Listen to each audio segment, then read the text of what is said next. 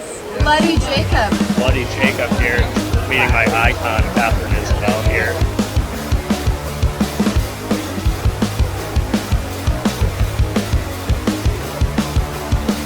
Man, you know that.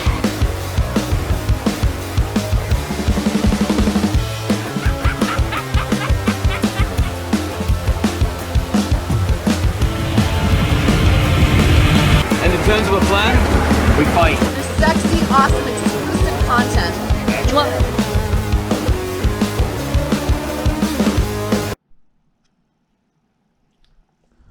Hey guys, what's up? Bloody Jacob here to bring you another video. This one is sort of mocked up as a bit of a spotlight video, but really it's me correcting my own mistake. And yes, that has to do with my recent video about 2-3 weeks ago, where I ranked, apparently definitively, my top 10 all-time favorite horror franchises. And well, that ranking is still very much true for the most part. I still want you to reference that video. I still want you to watch that video. That's the one to go by for the most part. But all through making that list and nailing down what really meant the most to me and stuff like that, I didn't forget, but I sort of overlooked and pushed aside one particular franchise. I think just to make the list easier on myself. Because I was saying, okay, horror franchises, this has to be straight horror. And yes, you've seen the title of the video, you've seen the thumbnail. I thought of Underworld. Yes, the Underworld films. I highly, highly enjoy those films. Kate Beckinsale is awesome.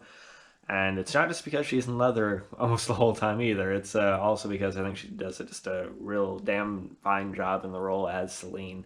I think it's absolutely hilarious and horrendous that the Resident Evil films got a final chapter, but Underworld never did. Nonetheless, I still really, really love the films. And I pushed it aside in my horror franchise ranking video because I thought, okay, I can make it easier and not include Underworld, because Underworld is a little more action-centric, so, maybe I just want to do a video ranking like the straight-up, singularly horror franchises, even though obviously a lot of those films within that video, branch into other genres a bit as well. But yeah, I wanted to correct that mistake because yes, Underworld is within my top 10 horror franchises of all time, that is for sure. I've enjoyed them too much over the years for them not to be. And this is my way of retconning that, so to speak. I mean, I own all the films on Blu-ray. I love the first Underworld. It's still probably my favorite. I like the whole Vampire Society thing, how it's set up in this. I think Victor is probably the best villain played by Bill. I don't want to say Bill Nye the Science Guy. I can't pronounce his last name right, but Bill Nye. We'll say that. But you know who I mean. Victor. His history of Celine, I think, is really good. The final fight, I love. Michael first going hybrid and everything. The whole Lucian thing. I can't remember his name for some reason, but Craven, I think his name might be, or something like that, the conniving vampire dick. Yeah, still, the first is my favorite, but I absolutely do love the Underworld Evolution sequel, Underworld Evolution.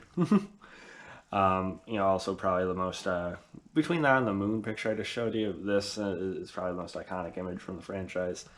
I love this one. My girlfriend at the time, now fiance, didn't like it as much because she didn't really care for the whole, Celine and Michael romance.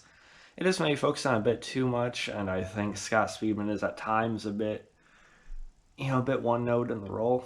But I thought it was fine, and it has, I think, maybe the best fights of the series in this, with Marcus, I think is played really nicely, and the first werewolf, William, even though I think they could have done more with him, still a really cool final battle, climax and everything, another kind of great sequence with the hybrid mode and stuff like that.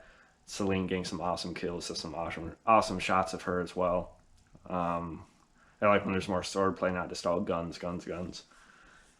But yeah, I like Underworld Evolution so much. I bought a copy of it that doesn't even work in the US, but I kept it anyway because of the alternate cover for a collector's piece. So here you go, if that tells you anything. But yeah, before we talk about the other films real quick, just like I was saying, I thought about it again. Yeah, it's more action oriented, but fuck that. It's a horror series. It's about it's about a war between vampires and werewolves. You know, vampires and lichens. So yes, it's a horror series. So yes, it is my top 10 horror franchises. And as soon as I kind of get off on talking about the rest of these films, I'm going to quickly lay out what my ranking actually is at this point, which we'll talk about in a minute. And Underworld: Rise of the Lycans, which is really probably I don't know if I want to say like the best production-wise, maybe.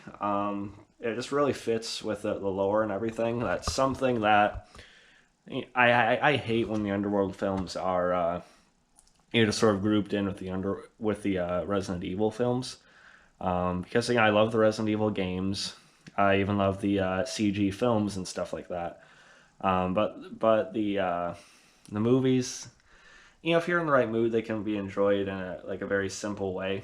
But they just butcher the source material. Okay, they ruin characters and they just really simplify it. Make it like a run and gun. And that's all there is to it. Underworld though has no source material to butcher. And they actually, I think, made a real effort establishing lore and history and character relationships and stuff. So I appreciate it, and I think there's more effort in the Underworld series than with the Resident Evil series. Rise of the Lycans is a perfect example of that. We get a prequel flashback with Lucian as the main protagonist, which I think is a really, really good perspective to see on. We knew what happened between him and Victor, and the love of his life, played by Rooney Mitra in this one. Who, yes, looks identical to Celine, but I think that's on purpose. I like the period film setting of it. It fits it perfectly. And, I really like Rise of the Lycans. It's probably my second or third favorite film in the series. And then you have Underworld Awakening, which a lot of people don't like. I do think it's a bit of a drop-off from the first three. But at one point it was my favorite, because there is still a lot of entertainment value to it. There is more CG used, unfortunately, because I love all the practicality of the lichens and stuff in the first 2 or 3 films at least. There's more CG, kind of goes for like a big werewolf thing at the end and stuff, but... So that's a bit mixed, but the final fight is brutal, and I actually really like how Celine's daughter's introduction is handled in this. Don't care so much for how Michael is written off in this and the next film, but like I said, I just didn't think the relationship between Celine and Michael always necessarily worked the way they wanted it to, so I didn't mind him being killed off, but he should have just been killed off in a different way, and that more so happens in Blood Wars, but...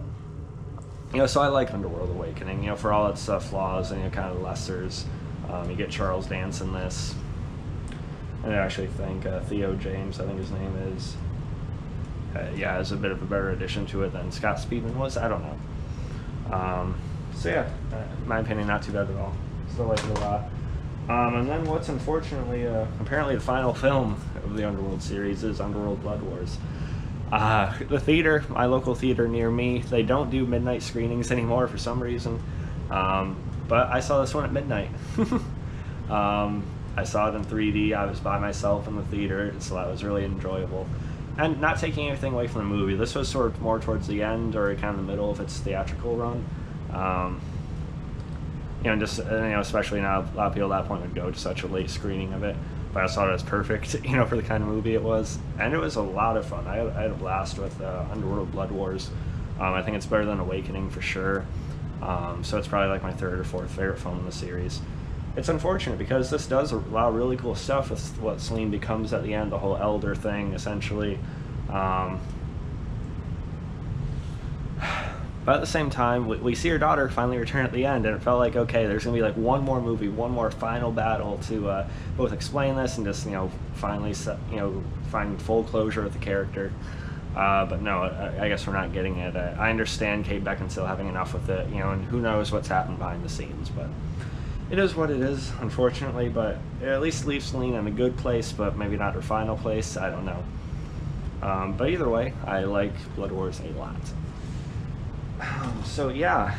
Now in terms of where the Underworld series ranks for me among those other horror franchises, again, please, I will link the video in the description, or just search around my channel, look at my channel. It's one of the more recent videos I've done, to see me explaining and talking more about the other horror franchises that compose this list, you know, to hear me more in depth about it. So my horror franchise rankings overall would be now, and again, this isn't necessarily just characters, it's the movies as a whole, movies together from each series as a whole, and what means the most to me, and what I have the most fun with. So that's what it's about. I'm sorry for these angle changes, I'm holding it by hand. I just gotta find the right, you know, prop up angle for a GoPro, you know, in my man cave right now. So, but yeah, number one for me. Well, no, let's go backward. You know, that's how you do it. Number 10 now at this point, I guess. Ooh, okay. I just hope I don't forget one else. And wait, I've only talked about 9. Where's the other one? I guess the 9, or excuse me, I guess 10 at this point for me would be the Jeepers Creepers series. Again, I'm not really going to explain any of these. Just please go watch the video if you want to hear more about each of them and what they mean to me. Jeepers Creepers franchise is number 10. Number 9, I suppose, would be Halloween. Yes, okay, I may need to check something real quick just to be sure. I'm doing this for you guys, okay? I just don't want to, you know, fuck up another video, right? Alright, this is a bit better. Okay, so yeah, number 10 is Jeepers Creepers franchise. Number 9, I guess would be, yeah, this is going to be a bit controversial, but yeah, I'll put Halloween at number 9 still, unfortunately. I do like Halloween, I appreciate it, don't love the original as much as some others, but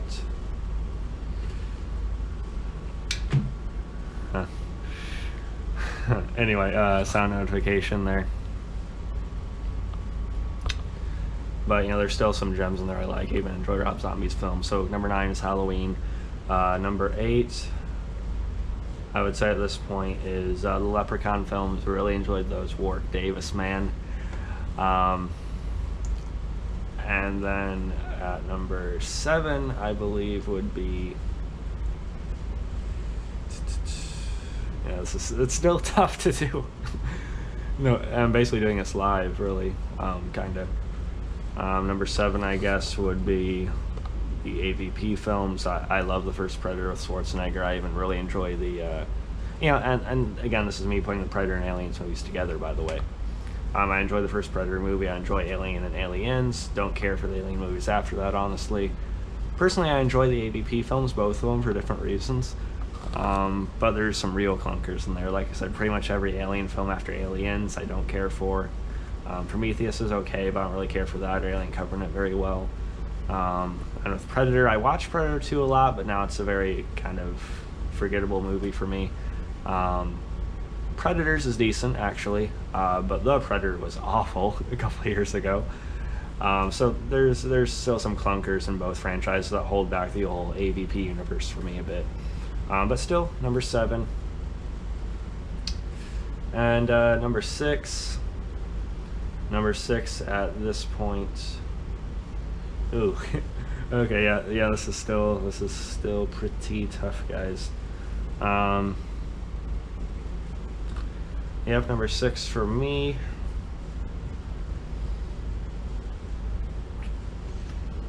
Yeah. Okay.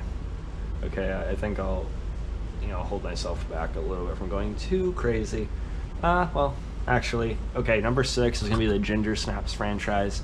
Now this is a discussion because I love the first Ginger Snaps. It's maybe my favorite horror movie of all time. But again, like I said, it's not about any one character. It's not about any one movie. It's all the movies together. And I love the first Ginger Snaps. I think the second film is a decent, worthy sequel. And I love the prequel actually as well. But the first sequel is where it ends, and I don't think it really comes to a satisfactory conclusion, or a conclusion at all for that matter. So that's what holds it back for me yet. So again, it's about the overall package. So yeah, number 6 is Ginger Snaps. Number 5.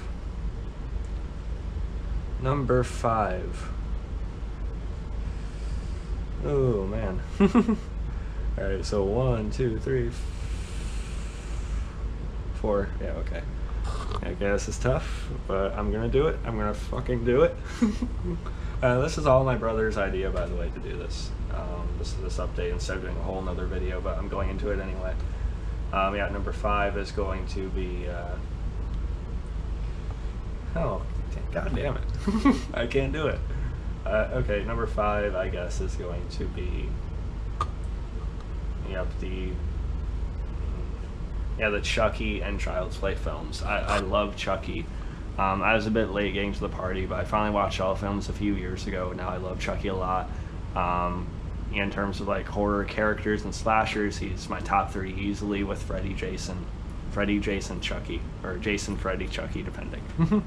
That's how it goes for me. But again, franchise as a whole, I like the first Child's Play film. It's a bit of a drag if you've seen it already. It's not necessarily my favorite, but I really appreciate where it starts. Child's Play 2 I think is great. I even really enjoy Child's Play 3, even though the formula was getting a bit stale by that point. But not Don Mancini stepped in and sort of refreshed it with a new direction. I love Bride of Chucky. Sea of Chucky is a step down, but I still like it. Just if for nothing, you get more of Tiffany and Chucky in the film. And then at that point, Curse of Chucky went back to its roots, which I liked. But I like Fiona Dorif's addition to the series. But there's some aspects of it I'm not like overly excited about rewatching. And then Call of Chucky I think is a bit of a mess, honestly. But I am excited for the new sci-fi series with Don Mancini and Brad Dourif both returning. I didn't care for the Child's Play remake. For me, it literally took out the soul of the character, just made him a robot. So again, not really a character at all anymore. But that was what it was. So yeah, again, it has a clunker or two in there that while I still watch, that's what holds it back as an overall package. Number four. Yeah, okay, I have to kind of temper myself here. Number 4, I'm going to do it. I'm putting Underworld at number 4. Yes, Underworld is my 4th favorite horror franchise of all time. And yeah, like I said, I just explained how I feel about all the films, and for me, it just has a lot going for it from the action. It's very high octane, it's very fast paced. For me, the characters, especially Celine, doesn't get enough credit. I think Victor's a great villain, Lucian, and everything. And it really does have some good practical effects as well, and I do like the designs of the lichens. And the franchise, I think, gets an unjust amount of bashing. I think there's more to it than people give it credit for. So yeah, number 4 is Underworld. Number 3. You see, this gives me a chance to maybe switch around what I had in my other video as well. Now it comes down to Nightmare on Elm Street, Evil Dead, and Friday the 13th. Now, it was down to the wire in the last video I did, and it is now as well. And number 3, they all mean a lot to me. Number 3, I think I'm still going to have to keep it Friday the 13th. Now, if you ask me my favorite horror character, my favorite slasher, it could still very well be Jason. It's always been a toss-up between him and Freddy. But as an overall movie package, movie to movie together, there's definitely some Friday films I'm a bit lukewarm on.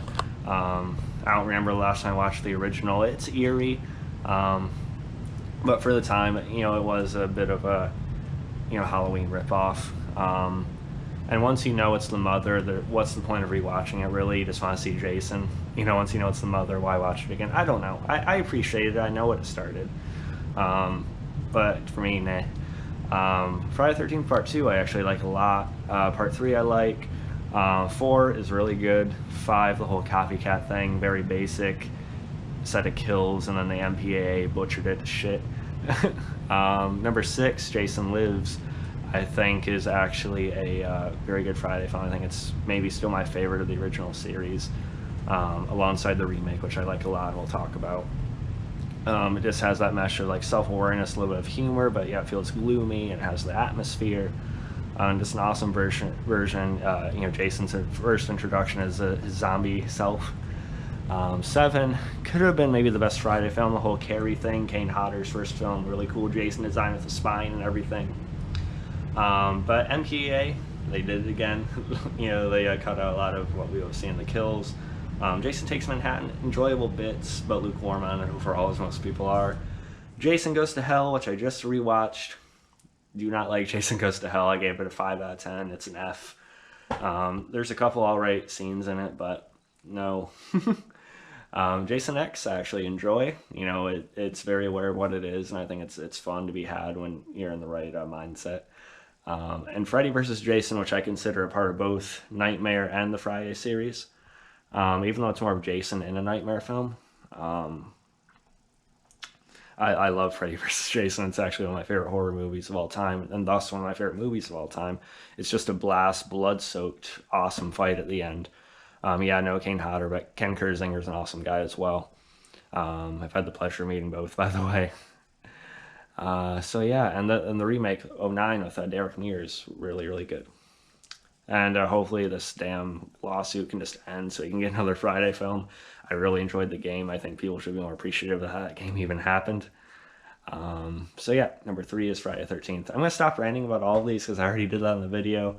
I was just naturally going to talk about each of these again, so it is what it is. And number 2, thus, is Evil Dead.